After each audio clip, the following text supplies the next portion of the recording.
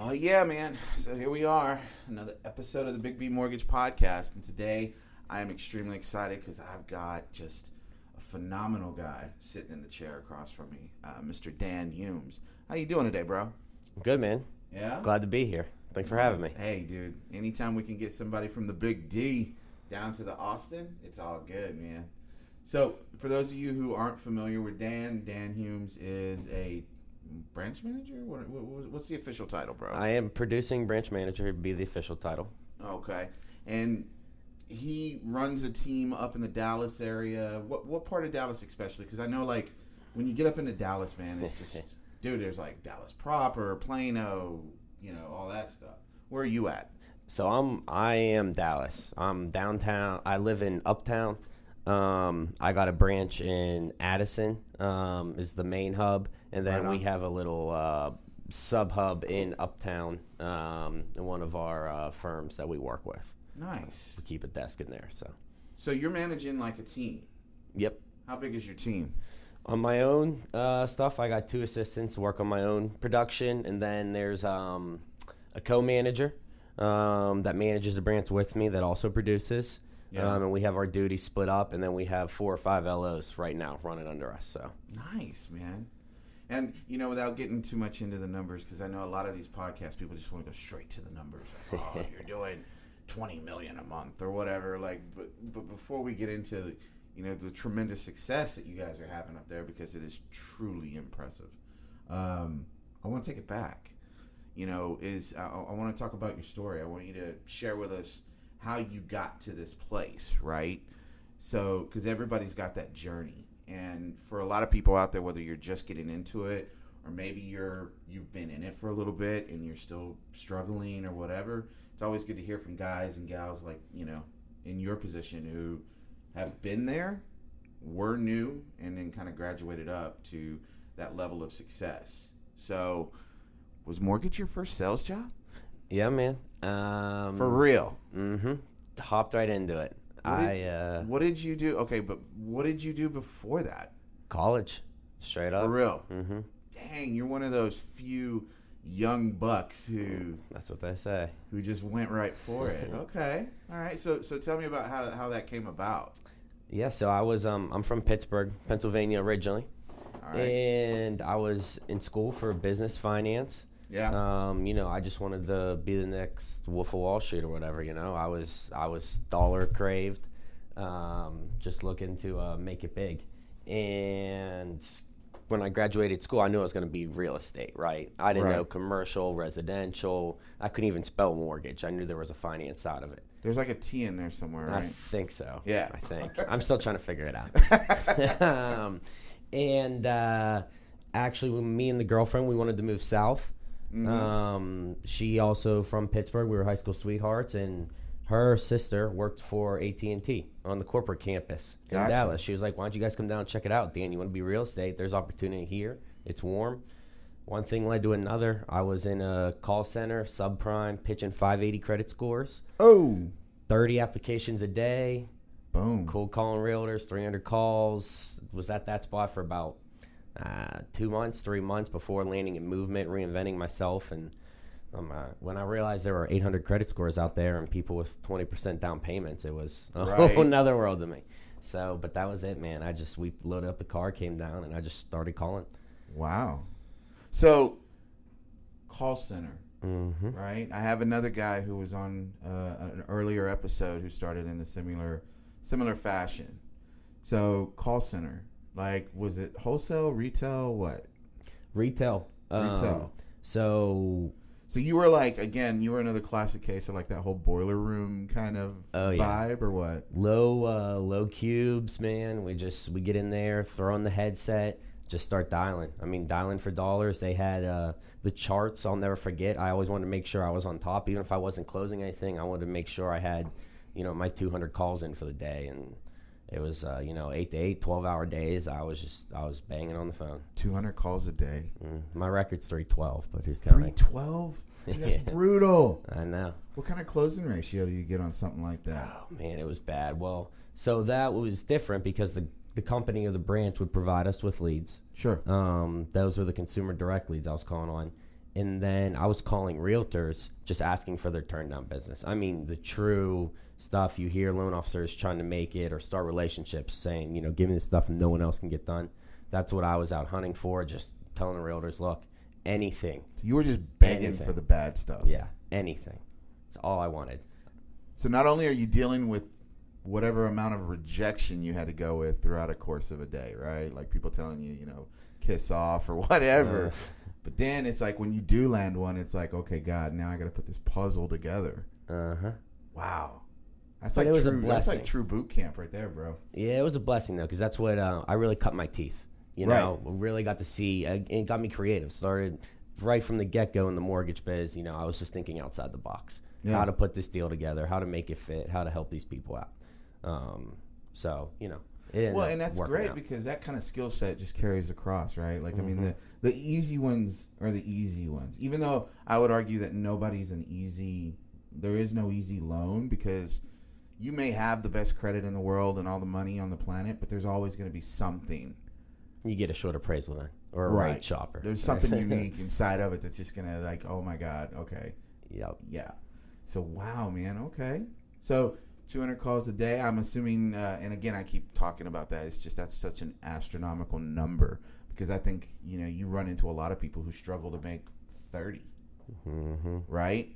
And it all, and I've talked about it before. It all goes, I think it either goes back to either you don't know what to say or you're just way too paralyzed by that fear of rejection. But in your case, you probably had to build a thick skin pretty quick, huh? What's the worst that can happen? They say no. You just got to keep telling yourself. And there were days it was a beatdown. I mean, I watched people walk out, quit on the spot. I was fortunate enough I never saw anyone keel over, but I heard stories of people at that company that on the spot just collapsed out of the chair. Really? I mean, the stress of it, the intensity, How much Red Bull were you consuming at that time? I was all coffee. You were all coffee? Oh, well, at least you kept it somewhat healthy. So you did that. How long did you do that for? I was at that company so I graduated in May of 15. I was there until August of 15. Okay. And then I landed in Movement in September of 15. And when you came on to Movement, were you a part of a team? Did you join a team? Because you didn't come to Movement with your team, did you? No. You've built your team over time, right? Correct. So I was part of I was like an LOA type junior loan officer, and actually 15, 20 of us from that company, we all came on at once to Movement. Oh, wow. Yeah. Regional brought our whole branch in. We were kind of the first big branch that Movement landed in Texas. Oh, wow. In 2016, it was, we did over 500, 600 units as a branch. Right. Over 100 million. So I saw a lot there. Yeah. But yeah, I was a junior loan officer for that team. There were 2 senior loan officers that, would do all the loans would go into their names, and I was the same thing, cold calling, just looking for the biz. So on that, obviously, you've transitioned out of that, but during that time, what were you? Okay, I'm losing words. Were you buying leads still, or were you when your team made that transition? Did you have to shift your focus to going out after more real estate agents? There were no more leads. There were no more leads. It was over. Yeah, it was over on the leads. So it was find your own. It was go hunt. Sink or swim. Now, how much of a different kind of transition was that for you, or was it? It was easier, almost more pleasurable because, again, I was now, fast closing, service. Right. I'm going to answer. Yeah, I had to answer on a Sunday afternoon to a realtor that, I probably didn't want to talk to and sure thought they knew mortgages better than me, but I needed their biz. But it was refreshing, I would say, because it wasn't just turn downs. Yeah. Movement was new there. You actually got to go after the good stuff, though. Yep. And we were the first ones, so, no one knew about Movement in Texas. We weren't on the map at all at that point. Yeah. I know when I joined, we still weren't, and that you guys were already on board up in Dallas. Mm-hmm. You know, I still, it's crazy because, I mean, I cover my territory, and like I was talking to one of my newer guys down in South Texas yesterday, and he was telling me he's been with us now 60 days, right? Mm-hmm. And so he's out doing the things that, you know, you got to do, right? He's out there making relationships or whatever. And he's telling me, he was like, dude, like, the big brokerages know us and love us. He goes, but the mid-range ones have no clue who we are.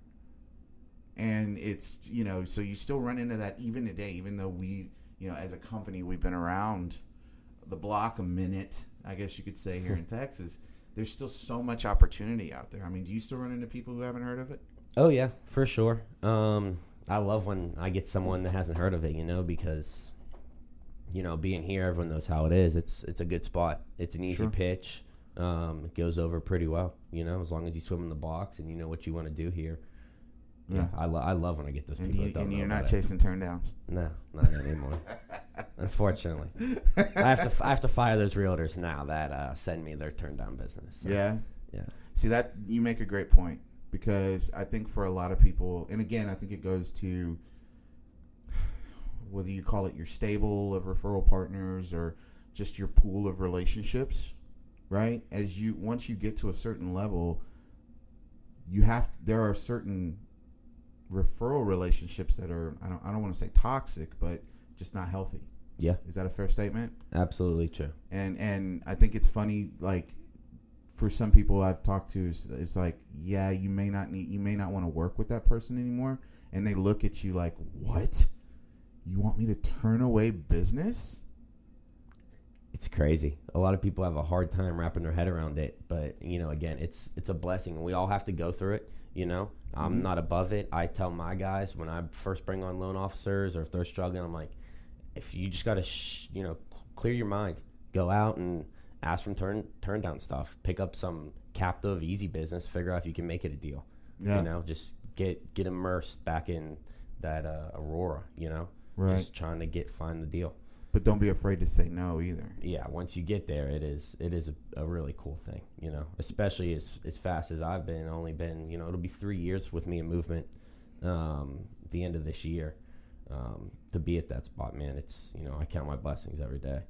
So tell me about that. So tell me about how you built it. Because, I mean, obviously you separated from the team, right? Which I don't think we mentioned. But, yeah, you reached that point. And I guess tell me about how you reached that point. Did you just kind of have the aha moment of, I can do this on my own? Or was it something that you struggled with for a while before you actually separated? You know, what was your aha moment to go out and create your own thing? Yeah. You know, I was trying with my at the time branch manager, trying to get him to let me start my own. Sure. It wasn't false promises, wasn't anything against him, but I think he was a producing branch manager at the time too. He was so occupied on his own stuff that, you know, he didn't have too much care to let me go out and build my own. You know, Gotcha. He wanted me just to keep doing his thing, and I get it, you know. And you were probably really good at it by that time, right? Yeah. Nothing wrong with it, but it was funny actually. I go back to Pittsburgh every over the holidays, right, for 2 or 3 weeks. Sure. And I was telling my family and friends about, you know, the success my team had, kind of where I was in the business, and they're like, well, why don't you start your own? They kind of gave me that push or that reassurance, and I was like, you know what? You're right. I'm going to do it. I'm going to give the ultimatum that, look, you know, it's time for me to be on my own. Yeah, you let me go, or I'm going to let myself go, cut myself loose here. So nice. That had to be a little bit scary, though, right? Oh yeah. But if you're not, if you're comfortable, you're not growing, right? Yeah, man, and that's something I repeat to a lot of folks. I'll be honest, like comfort and complacency is a scary place to be in really business. Scary. You know, the term fat and happy is not a good thing because, I mean, and I'm sure you'll agree with this, man, the uncomfortable spots, that's where you find the success, right? Like, that's where the victories happen. Mm-hmm. If it was just a win-win all the time, it would get jaded, wouldn't it? Yep. I need to lose. I still love people still telling me no. Yeah. I need that hunger. I know I need something to go after. I'm going for the win. True competitor. There it is. Look at him. He's getting fired up. I can see it in his face right now. Too bad we're not doing video on this. He's like starting Maybe to change his posture. Oh man, dude. Okay, the animal's about to come out. So let's say, tell me what it looks like now. Obviously, I don't think you make 200 calls a day, do you? I know. If I would, or if I could, I would. People say you wouldn't actually do that, did I'm like, I would if I get a chance now, and that's part of my thing this year. Didn't you tell me you love cold calling? Was it you that said that? Yeah, it was me. You love cold calling. I love cold calling. You're the first person I've actually yeah. You're at least one of two people that's actually said it. Mm-hmm. And obviously, those are very successful individuals, but yeah, I'll be honest, I don't, man. I still get, even though as long as I've been in the business, man, like I still get it, like that anxiety. Yeah. Right? Like, I gotta call this person I don't know, and they're gonna hate me. And that's funny. I still get the anxiety too, but I feed off it. I use that as fuel. But now it's a little bit different, right? I use the technology, the blend application, hardcore. Yeah. I try and set the expectations with my referral partners up front that, Dan's a busy guy. Dan wants to talk to everyone, but he can't. There's just no way you wouldn't be able to talk to everyone. And I set that expectation up front so that way if they don't talk to me up front, the client, it's already been set. I knocked that guard down initially from the get-go. And then I just have the team, get everything together. When we have a loan, let me know. And then I'll step in and seal the deal. But, as a loan officer, what's our job? Make rain and delegate. Right. So I'm out there banging the range on. So how many calls are you making? I mean, or are you just kind of at a point now to where the pool is big enough to where it's just nurturing the ones you have? I mean, I would assume there's still some aspect of getting more. My Is plan, that fair, or? Yeah, my plan this year, these last couple months have been a little astray. I've been doing a lot of branch manager stuff, Right. But getting back on the production train, I have time blocked out 10 hours a week, basically 2 hours a day. Yeah. To hammer in, and I think I'm going to do it in 2 separate hours, not just a 2 hours straight through. It's hard these days to block off 2 hours, as crazy really as that is. But 1 in the morning, 1 in the afternoon, an hour each, and just fit in as many calls as I can during that. And I'm not calling clients. I'm talking realtors, finding new sources. Well, because you got your team to help with the clients, right? So I've heard people talk about, their meetings with the client. Mm-hmm.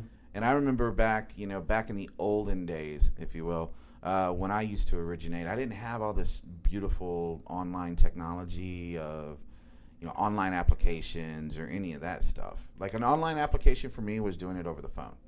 You know what I mean? Like I would sit there and ask the questions and be like, okay, you need to come in and sign these things, and block off an hour and a half. Cause that was the norm back then. Loan application back then took an hour and a half.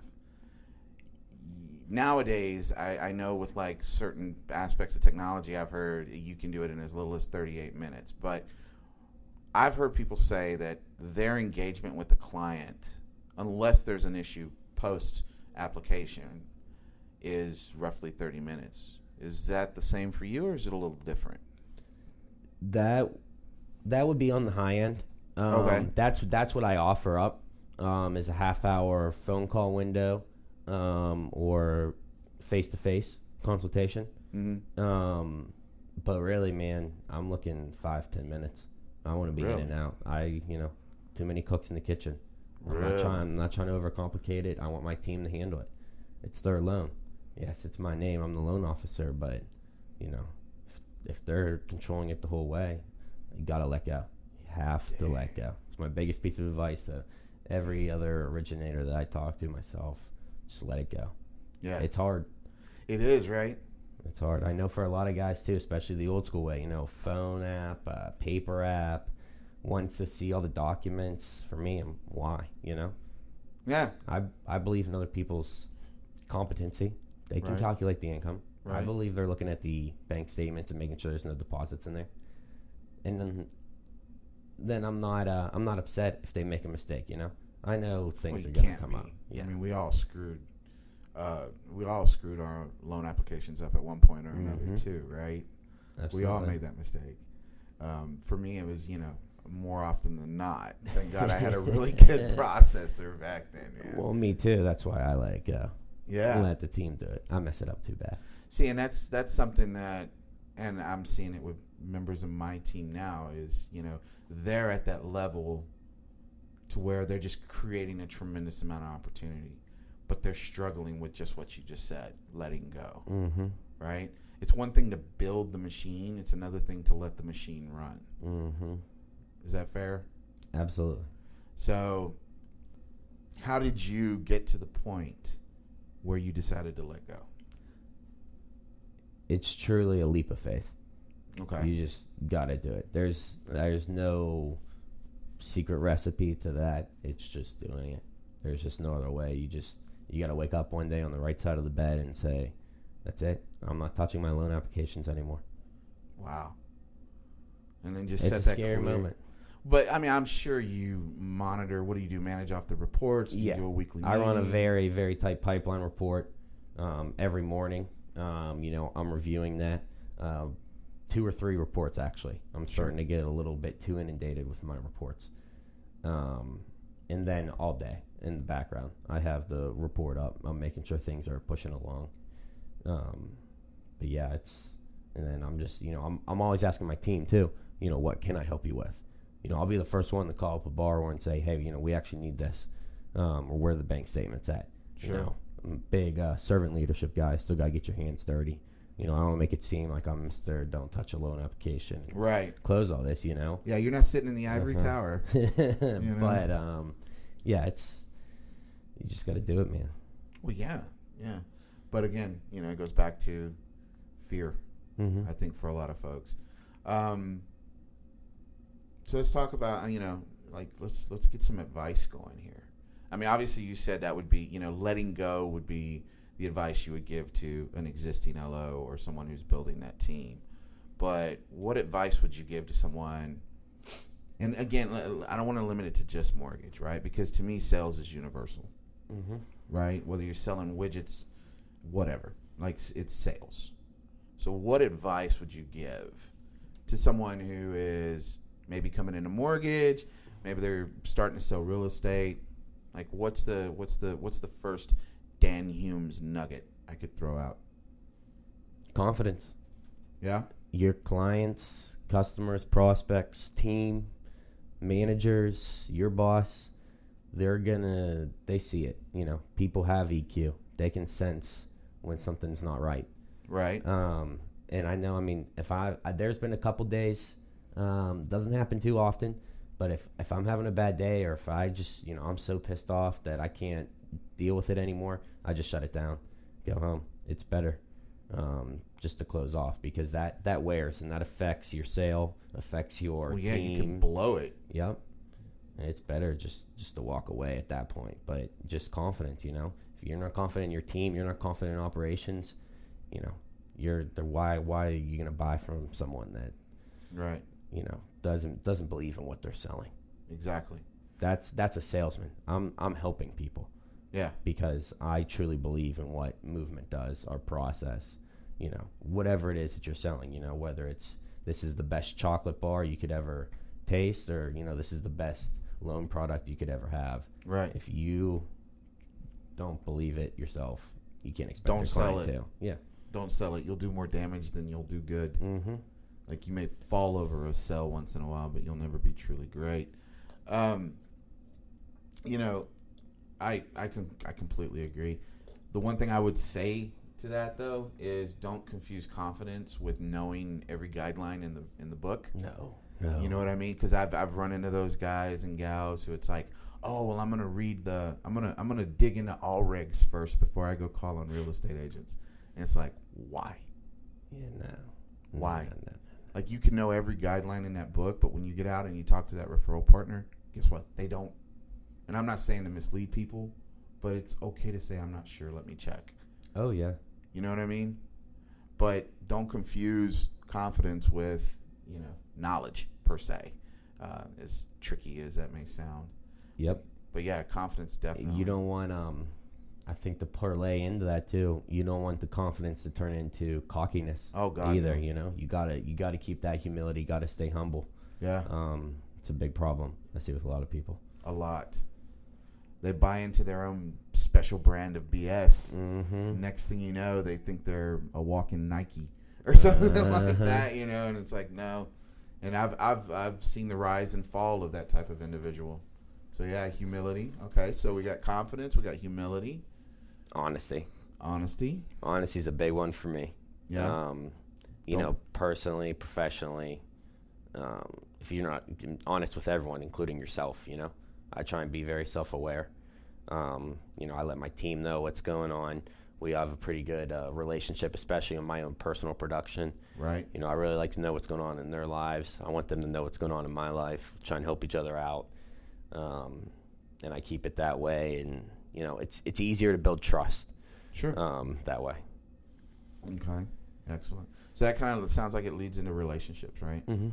Like, I think relationships, even for me, from a recruiting standpoint, it's, I get a lot of people who are recruiters or just coming into recruiting because I did it for so long and be like, so, what's the secret? Dude, there is no secret. Like, make friends. Mm-hmm. Not everybody you talk to is going to, and whether you're recruiting or selling, not everybody you talk to is going to buy today. Right? Mm-hmm. But if you work on establishing that relationship. So is that something you would say you really focus on? I know you mentioned it with your team, but I'm assuming like with your referral partners, you really work to get to know them.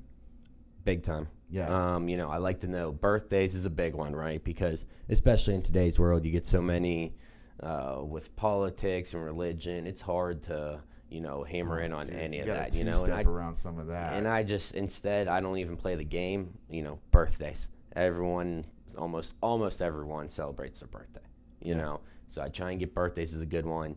And then kids. Yeah. Kids is a big one. Funny for me, no kids, right? But I think that's where, for me, I a little bit more interested in people's kids, because I'm trying to learn for myself, because eventually, hopefully I'll get at that point. And so I like to find out what's going on with my referral partners' children often, because that's another safe one. Everyone has their ups and downs in their relationships, and divorce is ever more prevalent. I don't like to get in with their significant other at this point, People are jealous, envious, all kinds of crazy stuff. But kids, you can keep it pretty simple, and everyone appreciates that. Sure. And kids' birthdays even, right? Yeah, that's a good one. If you can go that far, Uh-huh. Well, that's awesome, dude. So what else should somebody know? What else in your opinion? I'm not trying to put you on the spot, bro, but it's just, getting to know you over the last few days at this event, like, for a young guy, you got a lot going on. So I know you got a lot of thoughts in there. I got to be part of the moderating team that interviewed you and 6 other top producers. And, you guys all have your unique aspects of the way you do your business, but then there's so many things that run parallel, I think. Yeah. You know what I mean? Like, and it just further drives it in that there's no grand secret to being successful in this business. Just do. Oh man, look at you. I am. You going all Gary Vaynerchuk on me. Uh-huh. Just get it out there. You got to ask for help too. That's a big one. People are too afraid to ask their manager, ask an underwriter, ask a team member. I don't know what the phobia about saying I don't know is. I never have a problem with that. You can ask my guys. Like, they'll come to me and it's like, hey, what's our guideline on this? It's like, I don't know. I had no clue, man. Like, I can find out for you, or you can reach out to the underwriter, But yeah, don't be afraid to say I don't know. You gotta ask. Yeah. Gotta ask questions. I'm a big, I'm a listener too. I think I mentioned that during the producer panel. Yep. I like to let people sell themselves, recruit themselves. I'll open it up to them, let them, next thing you know, 5 minutes later, like, oh shit, I just talked the entire time. You didn't say anything. You have anything else to say? That's a good meeting right there. Yeah. I know when I get someone going like that it's going well. Yeah, that's a relationship building right there. Well, I mean, that goes as far back as, what was that book, How to Win Friends and Influence People? Yep. That we all get encouraged to read at some point in our career. You know, and it's an oldie, but I still think it's a goodie. I mean, because it just really drives in. Because I'll be the first to admit, I was a notorious feature dumper. I was that guy, and especially, like, even when it was just whether I was selling, because I started off selling mobile homes and, you know, yeah, dude. Yeah, in Laredo, Texas, bro. Yeah, buddy. And I look how I look, so it was a situation. You know what I mean? So it was like, I'm like shockingly Caucasian, as Bill Burr would say, and here I am in South Laredo trying to sell mobile homes. But, you know, and early on, I became a feature dumper, right? And we've all seen them. You know, it's like they're so excited about the product, or they're just so hungry to make a sale that you ask them what time it is, and they want to tell you where the watch was made and the benefit of continual movement and all this other stuff, right? But whenever I learned to just shut up and listen, you make steps, huge progress. Yeah. Huge progress just listening. Cool, man. I mean, the best, like I said, whenever I get done with a coffee or a lunch and learn, and I think, man, I only had 10% of the floor that entire time, I know I built something there. That's, you know, that if I want that relationship or that deal, it's mine. There it is. Because they talk the entire time, so. That's a really good nugget, I think. So how can people find you? Big social media. Yeah? Pretty big on social media. You know, millennial, good vibes only. Right on. So I push that out there a lot. I work 3 phones: office line, personal cell, business cell. Yeah, you're one of the few guys I still see walking around with 2 cell phones. What's that? You know, it was I was making it ring so much that I couldn't keep doing that. It was to the point, realtors, clients, they weren't respecting my time, you know. That's something I think I forgot to say is, you know, you don't be afraid to put on the out of office. Don't be afraid to tell people, no, I'm not working today. Or I'm signing off, you know. Yeah. I'm going to watch a movie with the girl. So so now I get it. So you got the one phone dedicated to the work. Strictly work. And then you can just turn that puppy off or leave it at home and still have the personal. Oh, man, I think I'm going to have to go to the cell phone store after this. That's what I did. Social media, too, right? Everyone, you can get lost on social media. Next thing you know, 15 minutes later, you've scrolled through every Instagram and Facebook newsfeed you have. Right. Well, I put social media on my personal phone. When I step in the office, I put that personal phone in my drawer. Really? So you just do the hard switch between the two? I try to, yeah. Wow. Okay. And has that created more time for you? I think I'm much more efficient with my time. Okay. Nice. When I'm on, I'm on. I mean, I'm one of those guys, my switch is always on, right? I'm not throw up in your face mortgage salesy guy. You know, you trying to refi or anything like that. Right.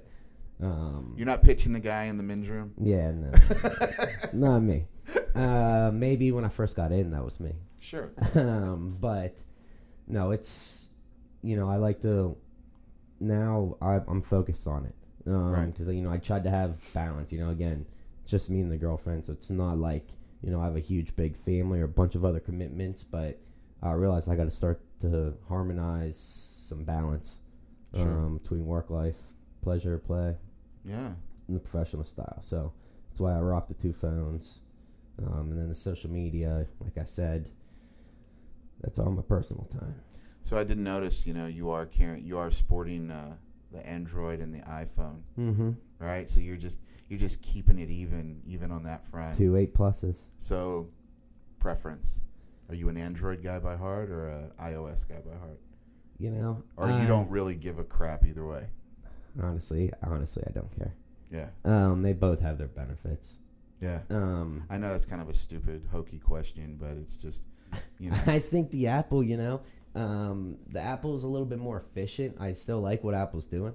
Sure. But the Droid, the whole I use Google for a lot of stuff. Sure.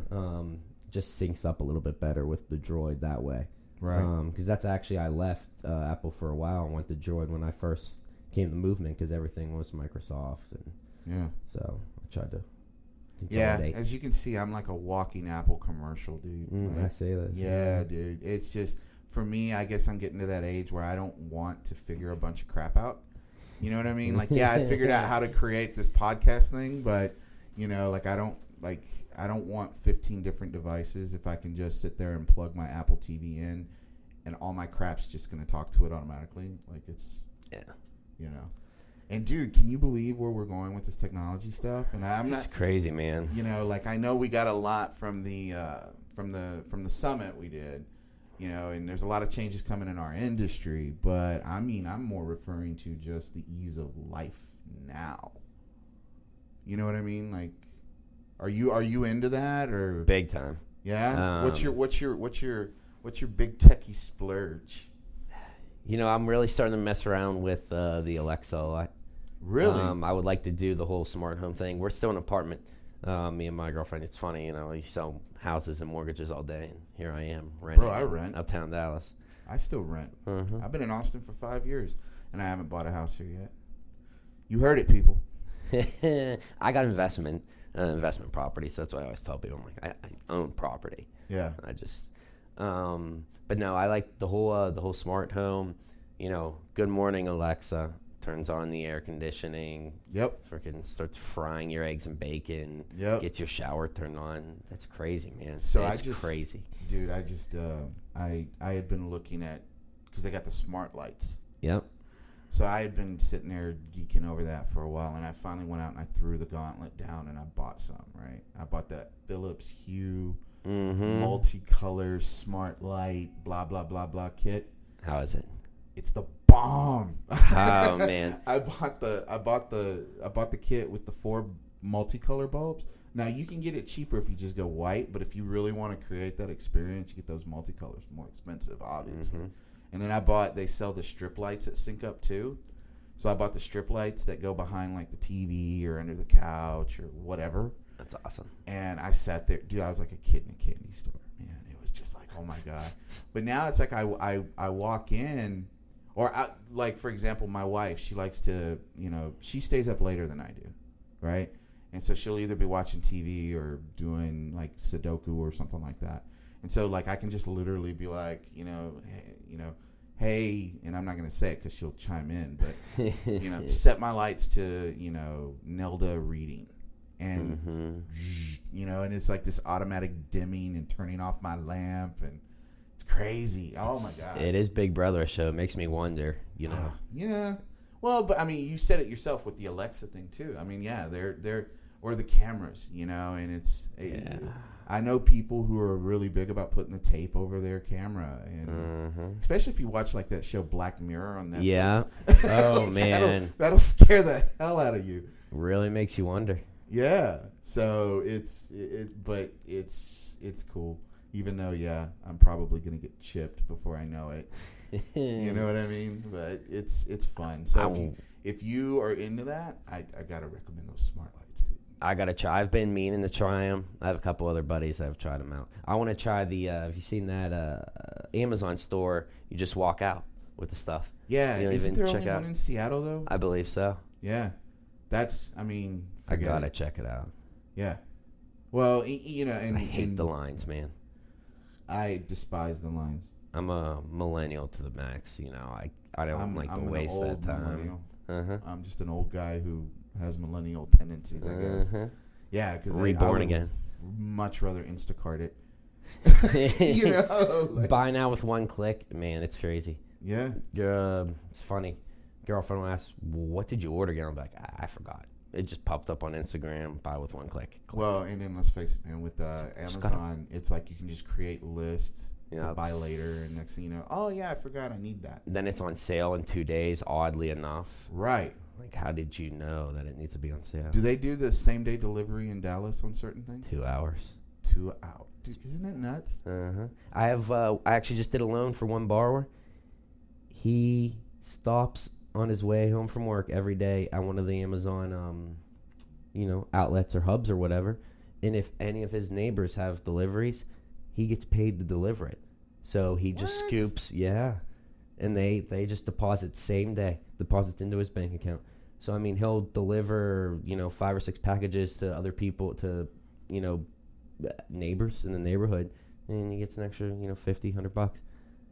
Are you serious? I've never even heard of that. Mm-hmm. It's just on an app. He's just a contractor for Amazon. Delivering. That's crazy, man. I know that by my house we have one of those, and I had no clue even what it was. The Amazon locker. Have you seen that? Mm-hmm. Where it's like if they can't leave it at your house, you can just tell them to put it in the locker. Go pick it up. Pick it up. Dude, yeah, Amazon's going to rule the world. You think Texas will get that next one? Because we got the one in San Marcos, right? We got the fulfillment center. Yep. But I know Austin is Dallas. Mm-hmm. Dallas is on for the HQ too. Yeah, man. I think we will. Honestly, I was big. I was saying Minneapolis, St. Paul, because it's a Twin City thing, right? Big hub, big airport, centrally. So I was saying Minneapolis, St. Paul, or I was saying Dallas, Fort Worth. Well, Minneapolis, St. Paul's kicked.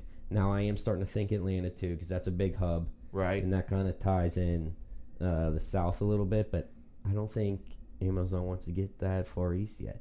I'm thinking Austin or DFW have a good chance. Austin's better. You get closer to the other cities. But DFW, I think, is a better hub. Bigger airport. Yeah. Have you seen these hyperbullets? I think that will make it huge. And they'll you're talking about the train? The trains. Yeah. If those end up coming to fruition, I think they've been talking about that for so long, though. I want it, man. Don't get me wrong. I'd love it. Even if they did it like the way Southwest did it when they first started, just Houston, Dallas, and San Antonio or whatever, right? With a stop in Austin, because as a guy who drives across the state, and that's the thing. Like people are like, "Oh, you must fly everywhere." No, no, because what you don't realize about Austin is it's not like Dallas or Houston in that there's a flight going to my market every hour. Here it's like I got to go to your city. I got to fly north in order to go south. Yep. That boggles my mind. But it is what it is. Mm-hmm. But, dude, if I had that hyper train, ooh, baby. Oh, man. I'll come down for coffee. 20 minutes, Dallas to Austin.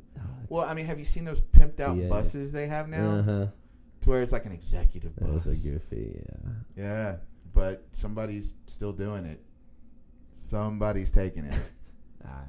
It's crazy world we're living in, man. Hey, technology and convenience. And, of course, Big Brother, always watching. That's right. Dude.